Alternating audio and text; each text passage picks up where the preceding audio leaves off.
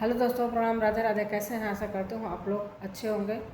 दोस्तों, एक भजन है, आप लोग सुनिए और कमेंट में लिख के बताना कैसे लगा। धन्यवाद।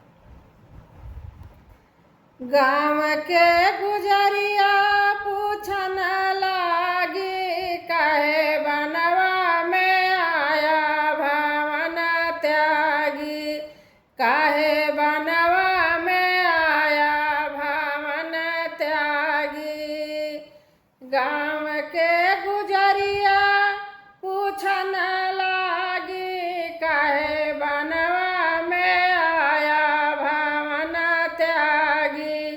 काहे बनवा में आया भवन त्यागी। कैसे निरमोहिया तोहरे बाप महतारी। कैसे निरमोहिया तोहरे बाप महतारी।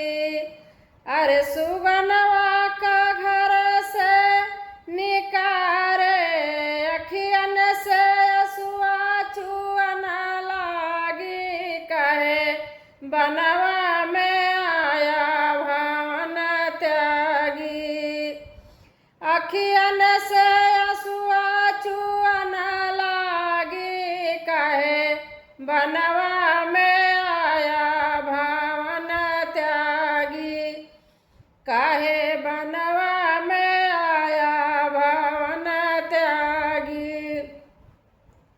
गाँव के गुजरिया पूछन लागी, काहे बनवा में आया भवन त्यागी। काहे बनवा में आया भवन त्यागी। अरे बोली सिया तब मधुरी बचनिया। अरे बोली सिया तब मधुरी बचनिया।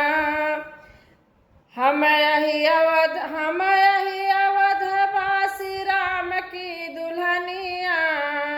हम हई अवधवासी राम की दुल्हनिया।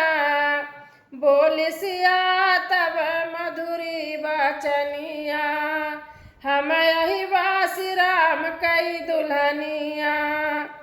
राम के चरणन सब पड़न कहे लागे, बन कहे बनवा में आया भवन त्यागी। राम के चरण सब पड़न लागे, कहे बनवा में आया भवन त्यागी। अरे गाँव के गुजरिया पूछन लागी, काहे बनवा में आया भवन त्यागी। काहे बनवा में आया भवन त्यागी। अरे जवन बाटे गोरे उहई मोरे देवरा। जवन बाटे गोरे उहई मोरे देवरा। बारे बलमा जिया है संवरा। घूटा के तरस लखन लागी, कहे बनवा में आया भवन त्यागी। काहे बनवा में आया भवन त्यागी।